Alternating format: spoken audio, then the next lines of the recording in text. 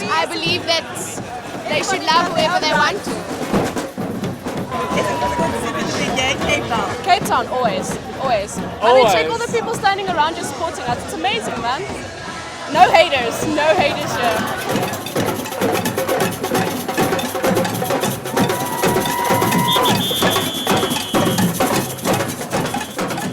My grandchild passed away. Oh, why? I think just because they hate lesbians. I think that's the point. She was lesbian. Yeah, she was. What happened to her? Why? She was shot in front of me in my house. In front of me in my house. Do you know who did it? Nothing till now. It was just quiet like that.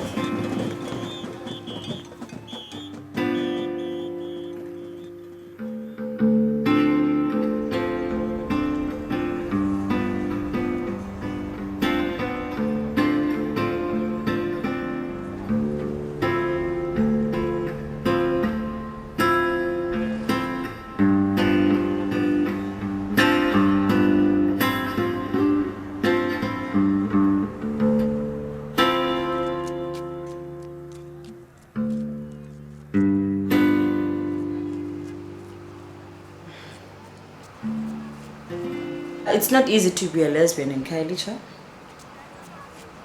I was in the closet for a long time. While I was having my boyfriends, I still had a girlfriend on the side as well. So I was just playing around with whatever. I didn't know also that I was a lesbian though. And I didn't want anyone to call me a lesbian because I didn't see myself as a lesbian. My mother, she didn't like lesbians at all. She loved gay men.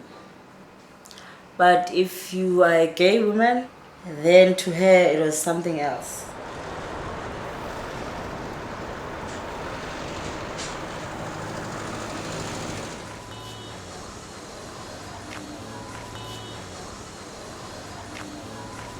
I grew up in the Eastern Cape. It's a very rural province. I think that's where my feelings started to show. But it was a very scary thing because I know that girls have to be with boys, mothers have to be with fathers. And then I became involved with this young lady. They just figured out she went and go to sleep with my place. And then in the evening, and the police, they knock at my door. And then I hide her in the room. But they look around and they found it. Then I was arrested. I was beaten up by them. I told myself I can't stay. And I think I arrived in Cape Town in the early 90s. We were thinking that maybe Cape Town or the city are better than the rural areas in terms of understanding homosexuality. Kailicha is the biggest township in the Western Cape, but it's divided into little townships. So this is my cousin. That's where I'm staying. It's a very cool one. But yeah, Kailicha is a very conservative township when people still not understand a lot of issues. Gender issues, HIV and AIDS. People still are being so homophobic. But this place, it's a cool one.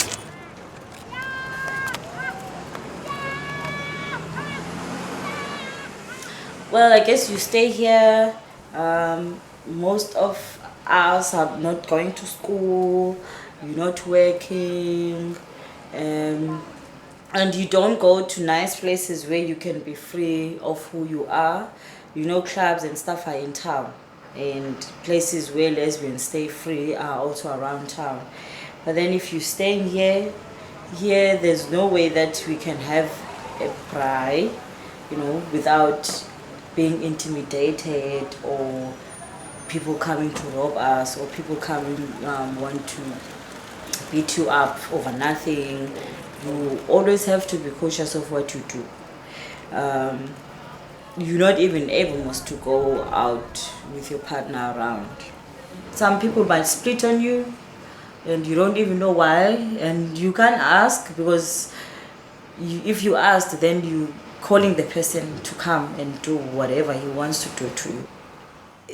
Homophobic is affecting everybody, regardless of any color or whatever. But it have a different ways of because I mean they can be discriminated up from families or whatever. But anyway, but nobody, they are not like what's happening with us. I mean, we're being killed, we're being raped and all that stuff. It doesn't happen to them.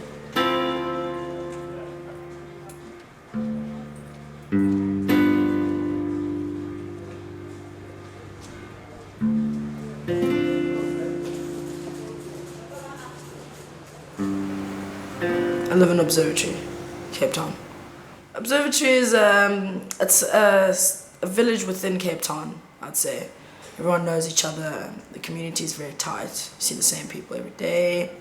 For me, it took a while to get to know everyone, to kind of get established here as the person that I am, as me being loud,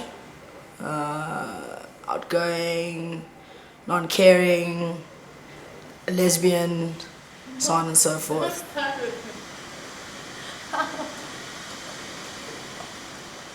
I've had very puncturing comments, such as you should be a boy, or look at this boy, stuff like that, or like wenza ntoni lo nongayindoda nani. That means, what is this tomboy doing around you guys?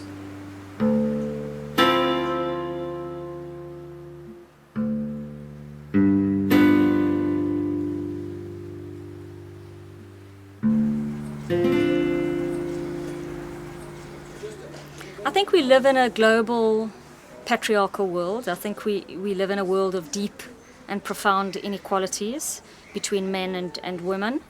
And I think South Africa is a product of that world, but it's also a product of apartheid. It's also a product of colonialism. And these are very powerful forms of state control that hinged on inequality. So the whole center pin, if you like, of apartheid was around difference, and difference as being an abomination. So in the sense, difference was seen as problematic.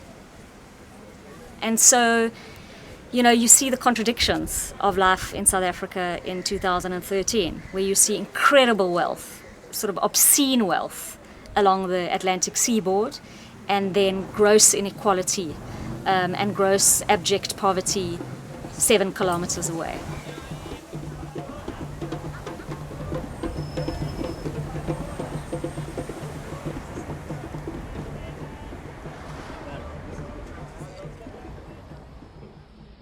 We enter into a covenant that we shall build a society in which all South Africans, both black and white, will be able to walk tall without any fear in their hearts, assured of their inalienable right to human dignity, a rainbow nation at peace with itself and the world.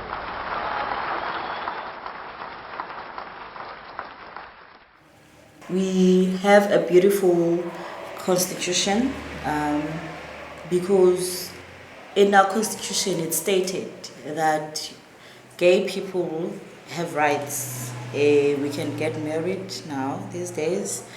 We can hold hands, walking hold hands. It's just that our society, they don't care what the constitution says. What they care about is what is the society saying, what they expect you to do as a woman. So our society doesn't expect any woman to be in love with another woman. A woman is expected to have a boyfriend or a man to be married. So if you're not under that box, then to them you don't exist.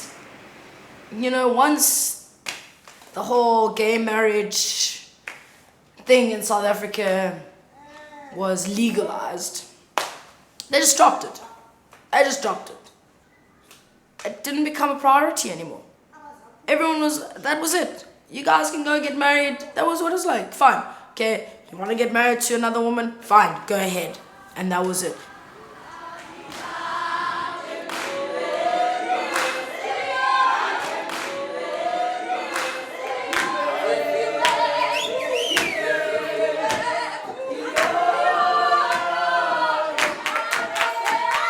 Now we've got so many people being killed. It's a priority because everyone is suffering and no one everyone's overlooking this.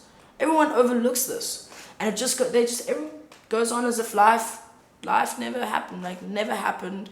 Carry on and it's fine. So I feel like the government doesn't give a shit. That's what I feel. I feel that if they give a shit, they would be making it more aware to the people that are a little bit uneducated about it, that it's okay, it's someone else's prerogative. And if you keep killing people, or if you keep abusing people that are gay or homosexual, you will have a very, very, very, very big consequence. Otherwise, it wouldn't be happening. The fact of the matter is we have a deep and profound history of inequality on the basis of race, on the basis of sexuality, and on the basis of gender. And so society still works very much according to the operations of patriarchy. And in a way, what that means is that in order to address violence against women and violence against lesbians in particular, we're going to have to radically reorganize the way in which we relate as men, as women, as black people, as white people, as rich people, and as poor people.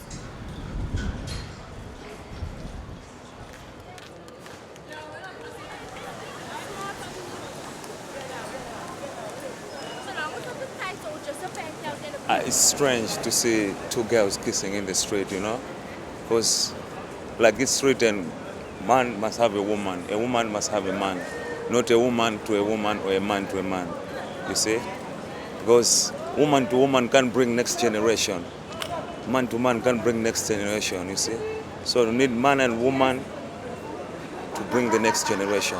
It's actually disgusting according to me. I don't like it. Yeah. We consider it an abomination in my part of the world. It's disgusting. I don't really like it. It's a little bit disgusting, but that's the way they want to do it. I mean, I stick to my man, and if they love each other, who am I to judge? Gay marriage, to me, it's not a reality. It's not life, you know, because it's like changing the nature, you see. Man can marry a man. That is not possible, you know. To me, gay marriage is not a real thing, my friend. It doesn't exist to me. I'm against it. I'm against it, and because I'm just against it. It all depends if they do their thing, keep it to themselves. I mean, if they're happy with one another, everybody has their own choice. It's the choice that they made for themselves. They've decided that they love each other, so we can't do anything against it. All that we know, at the end of the day, you have to pay a price. Personally, as a Christian, and if I look at what the Bible says, you know, I disagree on that. You know, like gay marriages and all of that, I don't encourage it. From the beginning, the Bible says God created Adam and Eve, not Adam and Steve.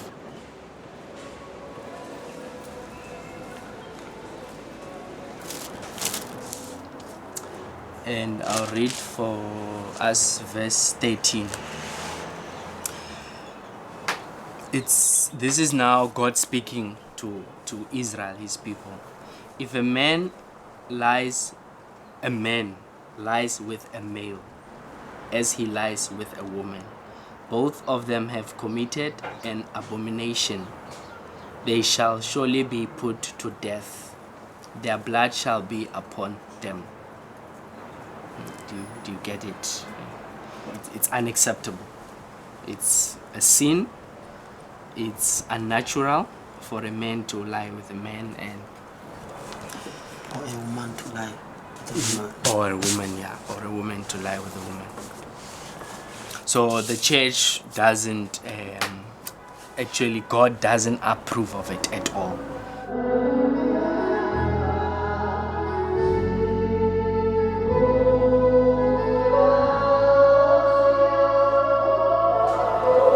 It is our nature. Our nature is a sinful nature. That is the cause of homosexuality. According to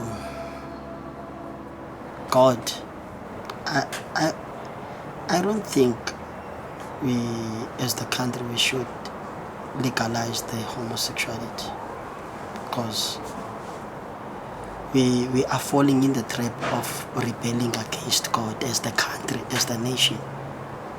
In fact, it is an abomination. We cause the nation to sin against God. The Bible teaches me to love. Even Jesus Christ came for the lost, came for those who are sick. I believe someone who is involved in homosexuality, that person needs help, and his or her help is in the house of the Lord. So I cannot chase that person away, but I won't condone the act. I must accept that person and show him the way. Religion has a tremendous big impact on all levels. Whether people want to acknowledge it or not. I've always been very passionate about God and serving Him. It uprooted me a lot when the day I had to walk out of church, knowing that I will never be ordained or live out my calling because of my sexual orientation. The rejection and the hurt and the isolation that came with that was really it threw me. It felt like a tsunami hitting me, and I had to re-evaluate my life and to really accept myself as being a lesbian, and because I've been struggling with it. The 17 years that I was a charismatic member wasn't one where I ever accepted it. And that was the devastation that I allowed into my life, believing it. The church is guilty of hate speech and many of what has happened to the gay women, lesbian women. You get a minister that will say that we must be killed, we must be wiped out. We went to visit the mother of a lesbian that has been harassed and stabbed and kicked because she's a lesbian, and she said that a member of her own church came to put a gun against her head and said that he will kill her, a member of her own church. If the foundation of your religion is filled with things like homophobia and hatred, the outcome is violence. She was also killed in corrective rape. At first they had 19 suspects, so only 3 end up in jail. This article's written. Yes, Laurie.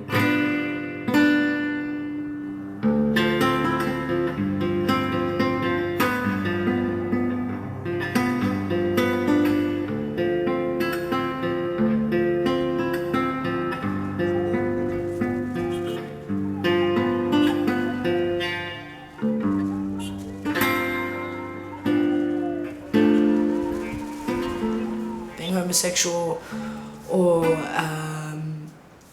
same-sex marriage in black culture, whether it be Zulu, Xhosa, Venda, Sotho, Ndebele, Chongane, it's unacceptable.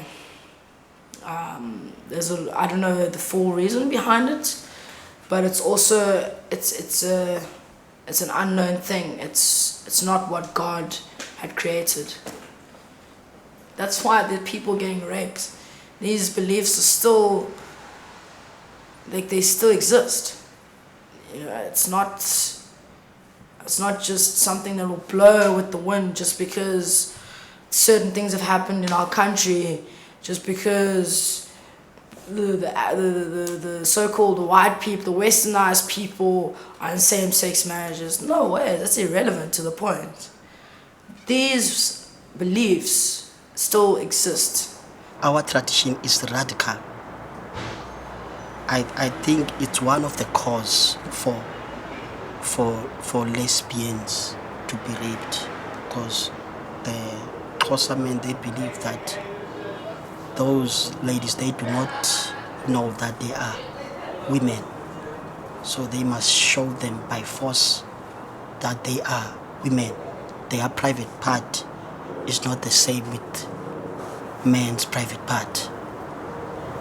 Rape of women in South Africa, irrespective heterosexual or homosexual, is a time bomb. I don't know if you heard of this last incident in Bredasdorp of this coloured girl that was raped. Apparently, I don't have all the details, but she was cut open from her tummy to her genitals. Each finger was broken, each toe was broken, her legs were broken, her eyes were cut out.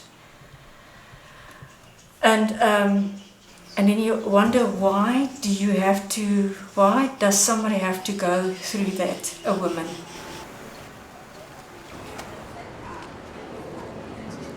We are so vulnerable, to crime. So that's why we become like easy target. And also the attitude among the black people, like I'm always saying that homosexuality is un-African. So if you are being beaten by someone because of your sexual orientation, nobody cares, because anyway we're supposed to be killed according to them. That's not a nice thing at all, to stay in fear all the time. But yeah, you become that because they kill you, and you should always know that you only have one lifespan. There's no other life that you hidden maybe in your cupboard or somewhere under the bed. Rape, it doesn't have an age restriction or an age limit. People that just rape, even if you're young, you are a young child, 2 years old, 3 years old, even a year. Usually people were raped by strangers. Now you're not being raped by a stranger. No stranger want to correct you. It's either your father at home, your uncle, your brother, or your neighbor, or someone who stays in your street that will want to correct you. So really, it's like people are sick out there because you grew up in front of them. They know you. They know you are a woman at the end of the day.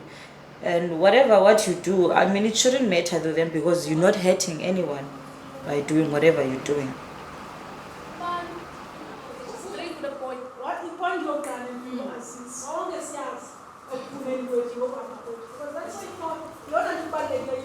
I was so active as an ANC Youth League, as a youth league member, and then I started from the comrades to tell them.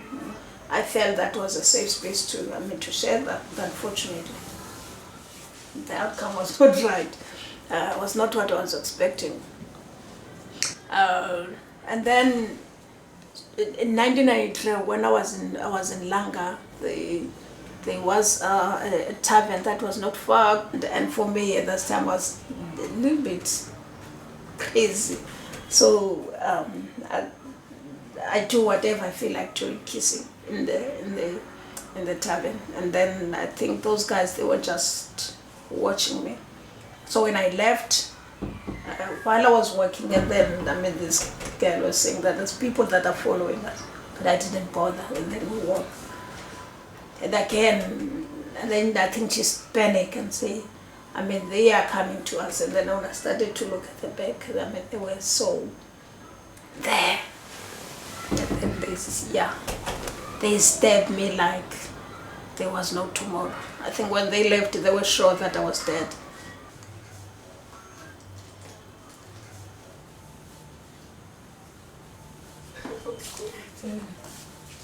And then 95, I was working from the World AIDS Day. I went to my friends, and then late, and it was late, and then I have to run home. So I was crossing the empty field. There were these boys that were coming. when I tried to pass, and then they grabbed me. Yeah, and I started to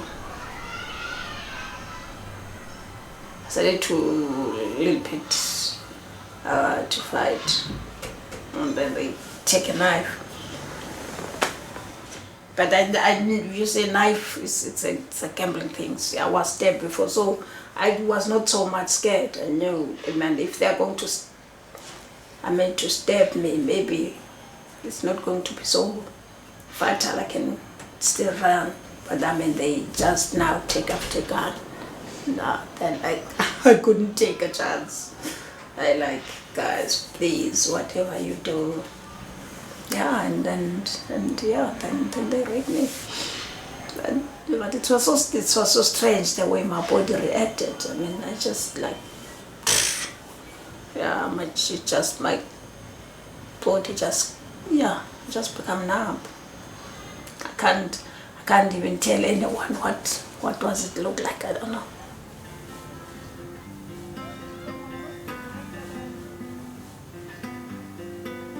The one thing that made my life upside down was the rape.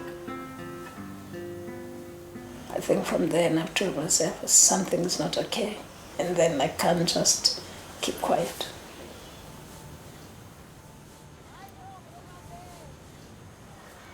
I went to the police station. Yeah, the police station, they chased the whole thing as if it was my fault. And yeah, the case was no case.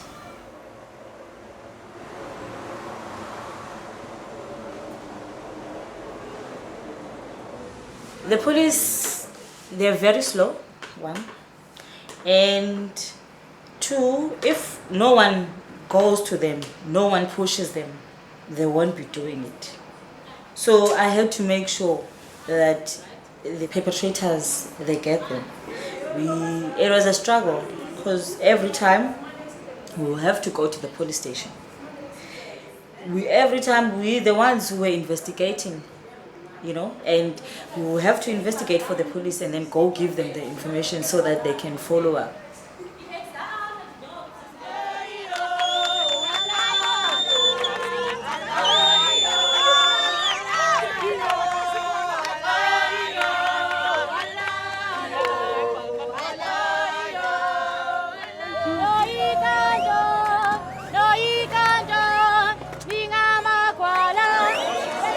We marching to Guguletu police station to hand over a memorandum to the police because Andile Ngoza, a guy who raped a lesbian, he beat a lesbian and raped her. And in 2011, the day the guy was supposed to be sentenced, and then he ran away. This is 2013. He's still around, and the victim is living in fear. We don't want Andile Ngoza walking around the streets. Who knows who else he's gonna rape now. Police, they always like this. When we talk to them, they always promise to do things better way. But they will promise you while you're there. But when you're gone, things are continuing as they are. But maybe by giving them our memorandum today, they will change. I'm happy because we're raising our voices. Silence can kill you. So I like the fact that we're not afraid of being out there, telling people what is wrong and telling people that we're here to stay. Whether they like us or not, but we're here to stay.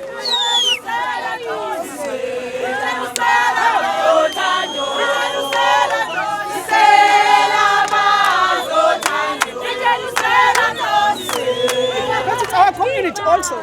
So I know they are really, really uncomfortable. But it's nice to make them uncomfortable because they make us so uncomfortable daily.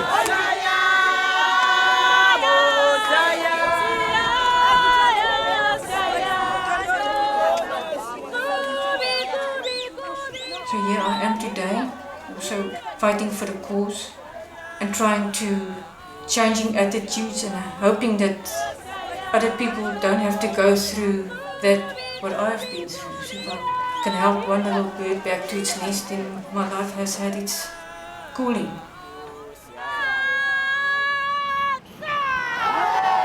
I would really love to see a free community for all, to live in communities where everyone will just take you as who you are.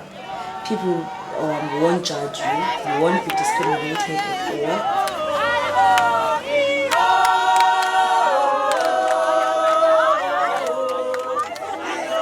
That you go down the street and then being your own sexuality doesn't lead to your death or anything. That really, human beings just be human beings, regardless of anything.